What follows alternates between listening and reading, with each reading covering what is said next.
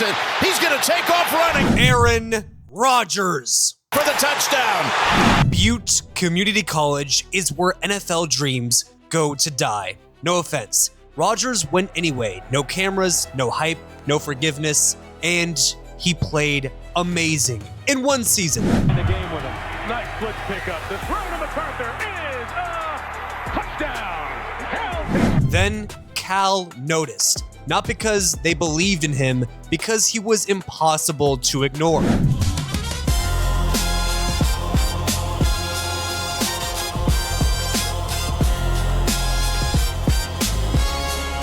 At Cal, he exploded. This wasn't potential anymore, this was production. Over 5,000 passing yards, 43 touchdowns. He led Cal to national relevance. He finished second in the nation in passer rating, and still, NFL scouts hesitated. Downfield, Rodgers, touchdown, California! Draft night approached. Everyone's favorite day, where you just get a trophy wife, ride off into the sunset. Rodgers believed this was his moment. It wasn't. To me, it's mind-boggling. First of all, let's understand something. Everybody talked about, this was his baptism, his rookie year in the National Football League as a head coach. Let's think about that 13-3 record. Let's think about why he took the job in the first place. Could it have something to do with the fact that Aaron Rodgers was his quarterback? You're damn right it did. The 2005 NFL Draft didn't just disappoint Aaron Rodgers, it changed his personality. He was probably a lot happier and joyful back then. Now he's smug, calm, collected. He sat in the green room, pick after pick passed. Alex Smith went first. QBs kept going. He smiled for the cameras, but inside, something was broke. He fell to 24th overall. Forget living his dream. Aaron Rodgers was about to endure a nightmare.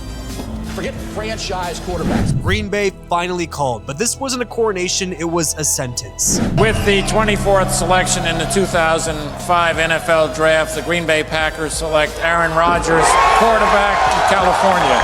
Some things are definitely worth waiting for an Aaron. Brett Favre wasn't just the starter, he was the Packers. Rodgers sat for 3 years. No starts, no forgiveness, no encouragement. Favre mocked him publicly. Fans hated him for existing. Rodgers watched, learned, waited.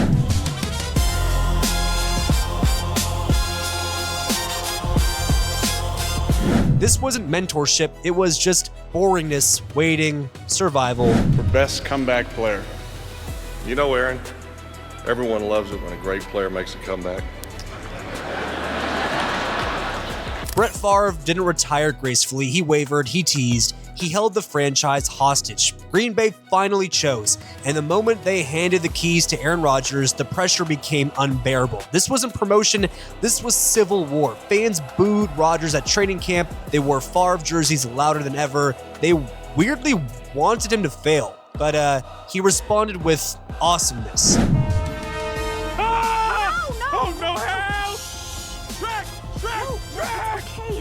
What did you do with the princess? Week after week, Rodgers delivered. No panic, no mistakes. The job wasn't won with emotion, it was won with precision. Aaron Rodgers is inside the pylon. Touchdown Packers. It's Rodgers running for the score.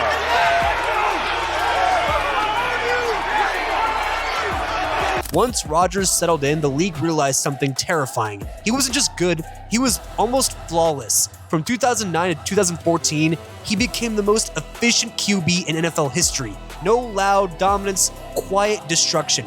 2011 MVP, 45 TDs, 6 interceptions. Defenses couldn't bait him, corners couldn't trick him, and safeties couldn't confuse him. He didn't force throws, he erased risk. The handoff, Rodgers, time over the middle, Jordy Nelson.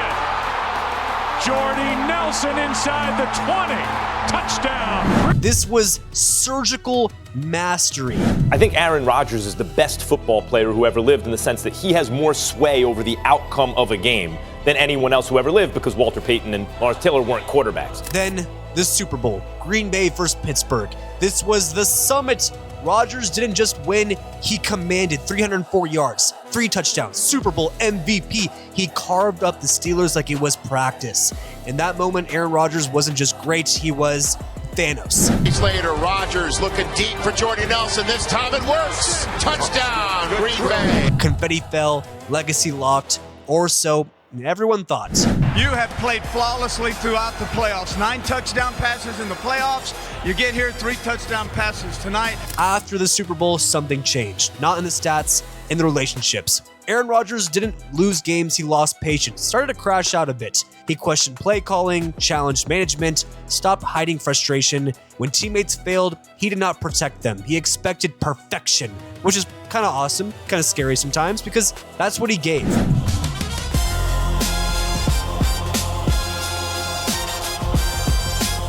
Great leaders inspire, perfect leaders isolate. Guess what they haven't been to, Max? A Super Bowl. Aaron Rodgers is concerned about winning a Super Bowl. He ain't concerned about being a contender or any of that. From 2012 to 2020, 4 MVPs, highest TD to interception ratio ever, best career passer rating ever, top 10 all-time touchdowns, and yet only 1 Super Bowl appearance after 2010. Not because he failed, because the team around him collapsed repeatedly. Also a bit of Aaron, but special team disasters, defensive breakdowns, coaching, just weirdness. The pain piled up quietly. On the ground, Swift! Can he get into the end zone? Each loss chipped away at him, not his arm, his trust. I'd have to look at the tape, but they're good players. You know, at some point they're gonna get a chance when you're in, you know, a lot of one-dimensional passing. I feel like we had Slide and Chip to at least one of them most of the game, but they're both all-pro caliber players. January 2015, NFC Championship game. Green Bay walks into Seattle, but outplays the Seahawks for 3 quarters. Rodgers plays hurt, a torn calf, limited mobility, still 2 touchdowns. This was supposed to be the coronation. Here we go. Instead, it became the beginning of the curse. Special teams collapse, onside kick recovery missed, field goal just terrible. He watched it all happen from the sideline. And he is lit up by Sean Slocum back on the sideline. Bostic couldn't. Matthews could. Yeah, Bostic. In overtime, Rodgers never touched the ball. The game ended, so did his innocence. Not in a weird way, you know what I mean? Arizona, divisional round. Rodgers throws one of the greatest passes in playoff history. Hail Mary, pressure in his face, season on the line. He delivers perfection twice. But again, the defense folds. Overtime, 1 play, touchdown allowed, season over. He did something impossible. Still wasn't enough. He's the motion man. Little flip to Fitzgerald. He scores! He walked off the field knowing the truth. He could be flawless and still lose. Yeah, it's tough. We've lost a few of these over the years where you don't touch the ball in overtime. The 49ers also just haunted him, tortured him mentally, not once, repeatedly. Kaepernick, defensive collapse, 37-8 embarrassment. Different years, same ending. Rodgers stood powerless as teams failed around him. The narrative shifted. Not fair, but loud. He doesn't elevate others. He disappears. He's not a leader. His linebackers have to get deep, and that time Fred Warner. No one mentioned drop passes or blocked punts or missed tackles. The blame found him anyway. And my point is, I hated the pick on Jordan Love. All right? We've seen the ripple effect the last 2 seasons. Anytime you get to a championship game. Rodgers watched draft after draft, defense first, projects, no urgency. Then came the breaking point. Jordan Love, a first-round QB, no warning, no communication. Rodgers didn't feel replaced. He felt betrayed. He's going to be just fine. Like I said, he's a great kid. They got a young team. They've had some injuries. Aaron Jones has been out the last few weeks. He's a dynamic player.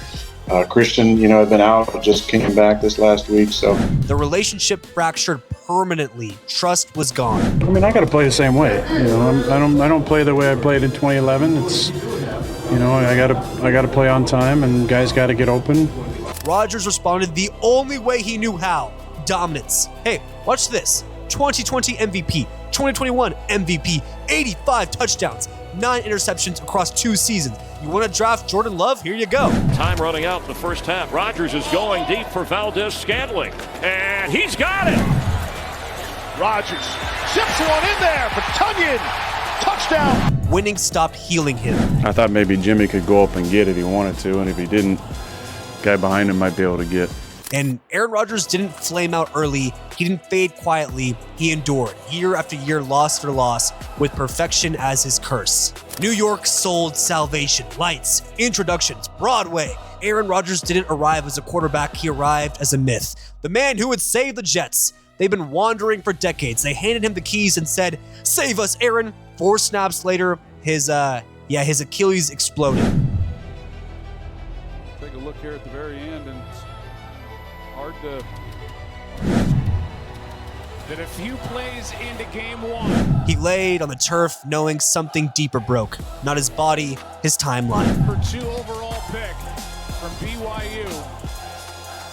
He's made 22. He returned. Not explosive, not magical, but stubborn. The arm still lived. The joy did not. The Jets never became contenders. Shocker! Huge shocker. But the noise grew louder. He's washed. He's a distraction. He's gone. He's done. Rodgers stopped arguing. That defense that they have supposedly in New York that everybody's been valuing about, if that defense is what we suspect it is. He had beaten better odds before. This time really did feel different. Steel City didn't want magic. They wanted to win, survival, to not go 9-8 anymore. Rodgers signed knowing this wasn't a fairy tale. It was a trial. He wasn't the future, he was the gamble. And your quarterback from the University of California, number 8. There were flashes, but flashes don't rewrite time.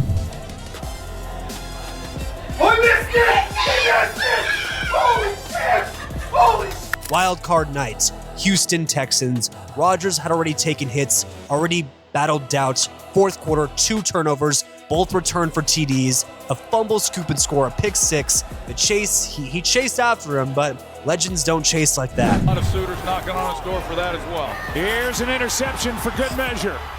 It's picked off by Bullock. And Rodgers is in his way, trying to make the tackle. Can't. And it's a touchdown, Texans. He finished with 146 yards, pulled for Mason Rudolph. The crowd didn't boo. They watched history exhale. And the Texans will win their first. If he retires, which he most likely will, that interception becomes immortal. Not a Hail Mary, not a dagger, not poetry, a mistake. That's the cruelty. Anderson. Anderson. He was Ball's so out. wide. Ball's out. Oh, the ball came That out. might be a touchdown. That might be a touchdown. No, he was down. Peyton, be quiet. Every great career fears one thing, not failure, irrelevance. Look real cold last night. Froze for nothing. Yeah, Froze for nothing. Yes, you did. Damn Steelers. Froze for nothing. But it is what it is. You knew.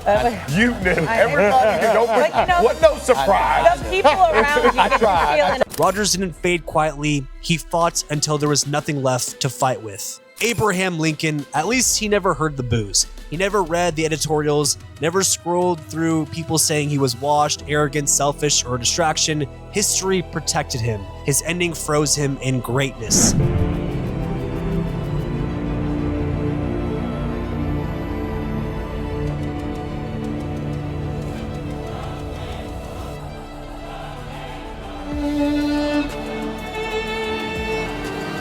Lincoln died before the doubt could reach him. I don't think it ever would. Abraham Lincoln sounded like a pretty good guy, pretty good president. Rodgers didn't get the mercy.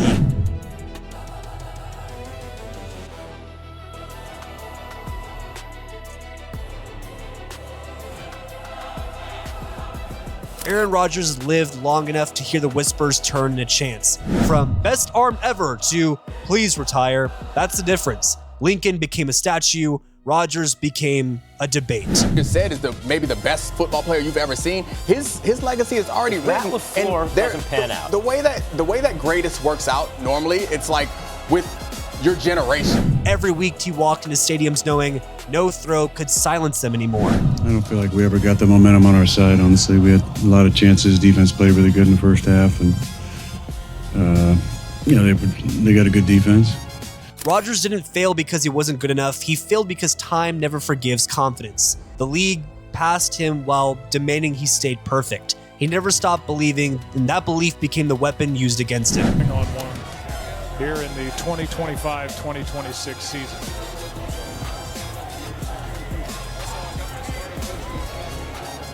Greatness becomes loneliness when the wins stop.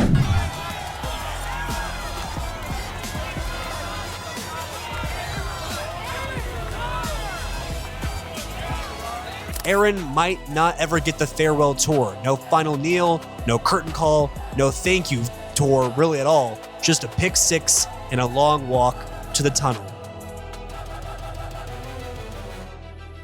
Legends aren't supposed to end like this. Here, and he's going to get a one-on-one with the guard, and then Will Allen is going to rush outside, and these two players will meet at the quarterback. Now, if Abraham Lincoln was an absolute legend, passed away in the worst way possible, and Aaron Rodgers lived long enough to watch people rewrite him. That's why his ending is also sad. Not because he failed, but because he heard every voice saying he did. History remembers Lincoln kindly. Rodgers might have to live with some bad noise. And that is a cruel ending. Thank you so much for watching. Chosen Sports is at war versus ESPN, and we are fighting every single day to be bigger than them. So please, please subscribe and support our channel every day. It means a lot.